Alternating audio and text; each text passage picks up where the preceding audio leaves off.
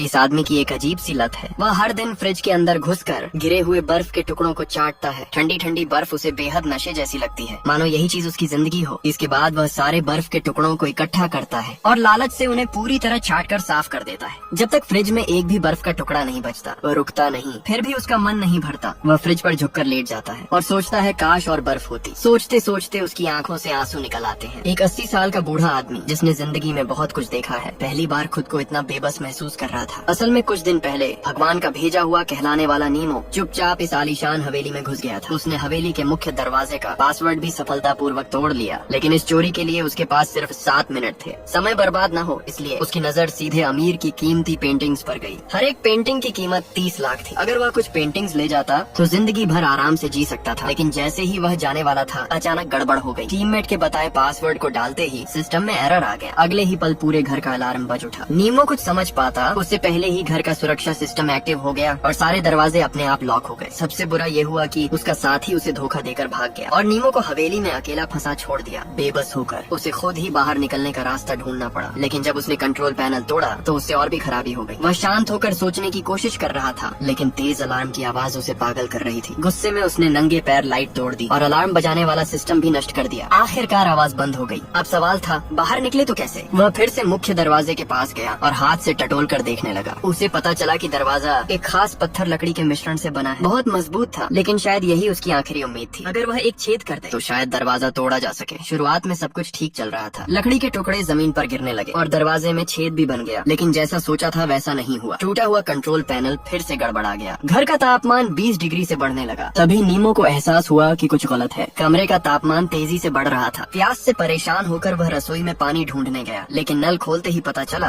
कि एक बूंद भी पानी नहीं था। किस्मत से फ्रिज में आधी बोतल वोडका मिली। उसने बिना सोचे एक ही बार में पी ली। तापमान अब 29 डिग्री तक पहुंच चुका था। दरवाजा तोड़ते तोड़ते वह पसीने से पूरी तरह भीग गया। तभी उसे एक और झटका लगा। दरवाजे के अंदर एक मोटी स्टील की प्लेट लगी हुई थी। बिना पेशेवर औजारों के इसे तोड़ना नामुमकिन था। एक ही पल में उसकी सारी उम्मीदें टूट गयी। इतनी मेहनत बेकार चली गई। निराश होकर वह जमीन पर लेट गया। वॉकी टॉकी से साथी से संपर्क करने की कोशिश की, लेकिन उधर से कोई जवाब नहीं आया। थक हार कर वह बिस्तर पर लेट गया। अगला दिन आ गया। गर्मी से राहत पाने के लिए वह अपने शरीर पर पानी पोंछने लगा। फिर उसने पुलिस को फोन कर आत्मसमर्पण करने की सोची, लेकिन फोन सिर्फ दिखावे का था। टेबल पर रखा कंप्यूटर भी नकली निकला। बेबस होकर वह पूरे घर में खोजबीन करने लगा, लेकिन हाथ लगी सिर्फ अमीर आदमी की पुरानी तस्वीरें। निराश होकर जब वह कुर्सी पर बैठा आह भर रहा था, तभी उसकी नजर ऊपर गई। छत पर बनी रोशनदान खिड़की शायद बाहर निकलने का इकलौता रास्ता थी। वह तुरंत मेज खींच लाया। कुर्सी से रस्सियां काट काट कर सारे सामान को मजबूती से बांध दिया ताकि कुछ गिरे नहीं। संतुष्ट होकर वह ऊपर चढ़ा, लेकिन हाथ उठाते ही समझ आ गया कि वह अभी भी 1 मीटर दूर था और ऊंचा चढ़ना भी एक नई समस्या बन गया। आराम करते हुए उसकी नजर सिक्योरिटी कैमरे की स्क्रीन पर गई। एक महिला सफाई कर्मी सीढ़ियों पर बैठकर खाना खा रही थी। 2 दिन से भूखा नीमो बस स्क्रीन देखते हुए लार निगल सकता था। उसने फ्रिज से एक डिब्बा बंद खाना निकाला और रसोई में खोलने का औजार ढूंढने लगा, लेकिन कहीं भी ओपनर नहीं मिला। गुस्से में उसने चाकू से खोलने की कोशिश की और गलती से हाथ काट लिया। वह तुरंत हाथ धोने दौड़ा और किसी तरह पट्टी बांधी। अब तापमान 38 डिग्री तक पहुंच चुका था। वह नल का पानी पीने ही वाला था कि अगले ही पल थूक दिया। पानी में केमिकल मिला हुआ था, पीने लायक नहीं था। बेहद प्यासा होकर वह गार्डन एरिया गया और स्प्रिंकलर तोड़ा, लेकिन वहाँ भी पानी नहीं था। आखिर उसकी नजर मछली घर पर पड़ी। उसने उंगली डुबोकर पानी पिया, लेकिन वह समुद्री पानी निकला। वह फिर से नल के पास गया, लेकिन हाल वही रहा। आखिर वह टॉयलेट पहुंचा। मटमैले पानी को देखते हुए, हालांकि वह प्यास से बेहाल था, फिर भी उसे पीने की हिम्मत नहीं हुई। वह छोटे चाकू से बिस्कुट पर लगी फफूंदी को खुरच कर हटा देता है, फिर उस पर महंगा कैवियार लगाता है। यही उसका पूरे दिन का खाना होता है। लेकिन इतनी सी चीज से पेट कहाँ भरता है, इसलिए वह मछली घर से एक मछली निकालता है। पहले चाकू से मछली को बारीक काट कर कीमा बनाता है, फिर उसे मैदे में लपेट कर गोल गोल फिश बॉल बना लेता है। कुछ ही देर में एक प्लेट सजी धजी फिश बॉल साशिमी उसके सामने होती है। नीमो बेसब्री से एक उठाकर काटता है, लेकिन अगले ही पल तेज मछली की बदबू से उसे उल्टी आने लगती है। वह जल्दी से खट्टे आलू बुखारे का जूस एक बड़ा घूंट पीता है, तभी जाकर वह बदबू दबती है। इसी दौरान उसे एक बड़ा जमे हुए बीफ स्टेक भी मिल जाता है। खुशियाँ यहीं खत्म नहीं होती। अचानक उसे पानी के छिड़काव की आवाज सुनाई देती है। जिस पौधों वाले इलाके में पानी बंद था, वहाँ फिर से सिंचाई शुरू हो जाती है। वह तुरंत जमीन पर लेटकर भूखे प्यासे जानवर की तरह मीठा पानी पीने लगता है। पानी पीकर वह जमीन पर लेट जाता है और ठंडक का आनंद लेने लगता है। कुछ देर आराम करने के बाद नीमो फिर से भागने का तरीका सोचने लगता है। वह महंगे पर्दे उतार देता है, फिर सोने वाला बड़ा पलंग भी तोड़ देता है, सिर्फ पलंग के नीचे लगी पट्टियां निकालने के लिए। इसके बाद वह घर का सारा फर्नीचर एक जगह इकट्ठा करता है और पर्दों से सबको कसकर बांध देता है। ये सुनिश्चित करने के बाद कि 6 मीटर ऊंचा ये ढेर गिरेगा नहीं, वह सावधानी से उस पर चढ़ चढ़ता है, लेकिन बाहर निकलने की उम्मीद फिर भी धुंधली ही रहती है। इस समय तापमान 41 डिग्री तक पहुंच चुका था। वह सारे कपड़े उतार देने के बाद भी पसीने से तरबतर रहता है। यहाँ तक कि पानी पीने से भी शरीर का तापमान कम नहीं होता। बोरियत में वह सीसीटीवी देखकर सफाई कर्मी की तस्वीरें बना लेता है। यही उसका एकमात्र मनोरंजन था। तभी उसकी नजर पड़ी कि सफाई कर्मी दरवाजे के पास सफाई कर रही है। वह जल्दी से कपड़े पहनकर मुख्य दरवाजे की ओर दौड़ता है और जोर जोर से मदद के लिए चिल्लाता है। उम्मीद करता है कि सफाई कर्मी उसकी आवाज सुन ले, लेकिन किस्मत को कुछ और ही मंजूर था। कान में हेडफोन लगाए होने के कारण सफाई कर्मी को उसकी आवाज सुनाई ही नहीं दी। वह हताश होकर मॉनिटर की ओर भागता है और देखता है कि सफाई कर्मी लिफ्ट में बैठकर जा चुकी है। उसी समय खराब पड़ा कंट्रोल पैनल अचानक ठंडा होने लगता है। बदलाव महसूस करते ही वह एयर कंडीशनर के पास दौड़ता है। वाकई ऐसी फिर से ठंडी हवा देने लगा था। 3 दिन की झुलसाने वाली गर्मी के बाद आखिरकार ठंडक लौट आई। उसकी आंखों से आंसू बह निकलते हैं। कुछ ही देर में तापमान 26 डिग्री तक गिर जाता है। वह रोज कांच के बर्तन में छिड़काव से गिरता मीठा पानी इकट्ठा करता है और फिर उसे बोतलों में भर लेता है। पानी की समस्या हल होते ही उसकी जिंदगी धीरे धीरे बेहतर होने लगती है। अब वह खाने की कमी की भी परवाह नहीं करता। खूब पेट भरकर खाने लगता है, यहाँ तक कि मीठे पानी से खाना पकाने भी लगता है। ये जीवन उसे काफी सुकून देने लगता है। लेकिन खाना भी एक दिन खत्म हो जाता है। मजबूर होकर उसे फिर से भागने का रास्ता ढूंढना पड़ता है। वह घर को छान मारता है, तभी ऊपर देखते हुए उसकी नजर कोने में रखे एक फूलदान पर पड़ती है। ये आदमी पागल हो चुका था। लाखों की कीमत वाला फूलदान होते हुए भी उसने जरा भी सोचे बिना उसे तोड़कर चकनाचूर कर दिया, सिर्फ इसलिए कि टूटे हुए टुकड़ों में से 2 एक जैसे कांच के टुकड़े चुन सके। फिर उसने कपड़े की पट्टियों से कांच के किनारों को लपेट लिया। इस तरह उसने एक साधारण सा चश्मा बना लिया और उसे पहनकर आगे बढ़ा। इसके बाद वह 6 मीटर ऊंचे ढांचे पर चढ़ा और छत तक पहुंच गया। बाएं हाथ में शार्प करने की रॉड और दाएं हाथ में चम्मच लेकर वह तोड़फोड़ का काम शुरू करता है। उसकी सोच बिल्कुल साफ थी। अगर वह बुलेट प्रूफ कांच निकाल दे तो छत के रास्ते हवेली से बाहर निकल सकता है। जैसे जैसे धूल और मलबा नीचे गिरता गया, उसके बनाए हुए चश्मे ने उसकी आंखों को अच्छी तरह बचाया। लेकिन कुछ देर बाद उसे कुछ गड़बड़ महसूस हुई। बाहर की सीमेंट परत के अलावा अंदर स्क्रू भी लगे हुए थे। जो थोड़ी सी उम्मीद जगी थी वह पल भर में टूट गई। फिर भी अब वह कदम कदम पर ही आगे बढ़ सकता था। काफी मेहनत के बाद वह पूरा फ्रेम निकालने में कामयाब हुआ, लेकिन अंदर तो स्क्रू की एक लंबी कतार निकली। उसके चेहरे से साफ झलक रहा था कि वह कितनी बेबसी महसूस कर रहा है। इस समय तापमान सिर्फ 6 डिग्री तक गिर चुका था। वह कंबल में सिमट कर बैठा रहता, ठंडा और बासी खाना खाते हुए तस्वीरें देखता रहता। तभी अचानक मॉनिटर पर कैमरा ऑन हो गया। उसने मुड़कर देखा, वही सफाई कर्मी दरवाजे के बाहर सफाई कर रही थी। उत्साह में वह सीधे मुख्य दरवाजे की ओर दौड़ा, जोर जोर से चिल्लाता हुआ दरवाजे पर मुक्के मारने लगा। लेकिन दरवाजे की साउंड प्रूफिंग इतनी बढ़िया थी कि सामने वाला कुछ सुन ही नहीं सका। फिर उसने सोचा कोई पर्ची बाहर निकाल दे, लेकिन हैरानी की बात ये थी कि नीचे जरा सी भी दरार नहीं थी। मजबूर होकर उसने फ्राइंग पैन उठाया और दरवाजे पर मारने लगा, लेकिन चाहे जितनी ताकत लगाई कोई असर नहीं हुआ। आखिरकार सफाई कर्मी दोबारा लिफ्ट में बैठकर चली गई। वह हताश होकर दरवाजे से टिक गया और हांफते हुए सांस लेने लगा। फिर वह थका हारा लिविंग रूम में लौटा और सोफे पर ढह गया। उसका मन कर रहा था कि बस यहीं मर जाए और फिर कभी न जागे। कुछ ही दिनों में उसका सारा खाना खत्म हो गया। तापमान फिर से ठंड से गर्मी की ओर बढ़ने लगा, लेकिन यूं ही बैठे बैठे मौत का इंतजार करने से भूख से मरना तय था। इसलिए उसने एक बार फिर हिम्मत जुटाई, कुर्सी तोड़ी और छोटे चाकू से उसमें सावधानी से एक खांचा बनाया। आखिरकार उसने एक औजार बना लिया जो कुछ रिंच जैसा था। उसे खुद भी यकीन नहीं हुआ कि यह अचानक बनाया गया औजार वाकई स्क्रू खोल सकता है। लेकिन जैसे ही वह दूसरा स्क्रू खोलने वाला था, औजार दबाव नहीं झेल पाया और टूट गया। फिर भी उसने हार नहीं मानी और एक नया औजार बना लिया। उसे लगा अब सब ठीक चलेगा, लेकिन हादसा फिर भी हो गया। वह गलती से ऊंचे ढांचे से नीचे गिर पड़ा। उसकी बाईं टांग पर एक लंबा गहरा जख्म लग गया। उसने जल्दी जल्दी उसे बांधकर चलने लायक बना लिया। चलते चलते उसकी नजर छत पर लगे स्मोक डिटेक्टर पर पड़ी। तभी उसके दिमाग में एक नया विचार आया। उसने कागज फाड़कर कटोरे में डाले, फिर मैग्नीफाइंग ग्लास से धूप केंद्रित कर कागज जला दिए। इसके बाद उसने तेज शराब पहले से रखे कपड़े पर डाली। आग लगते ही वह लंगड़ाता हुआ रसोई में गया। पूरी ताकत लगाकर चूल्हे पर चढ़ा और जलती मशाल को स्मोक डिटेक्टर की ओर कर दिया। आग का पता लगते ही स्मोक डिटेक्टर ने फायर सिस्टम चालू कर दिया। पूरी हवेली में एक साथ पानी बरसने लगा। नीमो ने मौके का फायदा उठाया और दरवाजे पर पहुंचकर जोर जोर से मदद के लिए चिल्लाया, लेकिन काफी देर तक कोई जवाब नहीं मिला। स्पष्ट था कि वह पूरी तरह अकेला था। पानी रुकने के बाद हवेली में हर तरफ पानी जमा हो चुका था। अब साफ हो गया था कि बाहर निकलने का एक ही तरीका बचा है, बुलेट प्रूफ कांच के सारे स्क्रू खोलना। लगातार कोशिशों के बाद उसने 12 स्क्रू सलीके से सोफे पर रख दिए। आखिरकार बुलेट प्रूफ कांच निकल गया, लेकिन जाने से पहले उसने दीवार पर माफी भरा एक संदेश छोड़ा। इसके बाद वह ऊंचे ढांचे पर चढ़ा और छत की खिड़की से आखिरकार बाहर निकल गया और मूवी यही खत्म हो जाती है। अगर आपको ये सर्वाइवल स्टोरी पसंद आई हो तो वीडियो को लाइक करें, चैनल को सब्सक्राइब करें और कमेंट में बताएं क्या आप नीमो की जगह होते तो बच पाते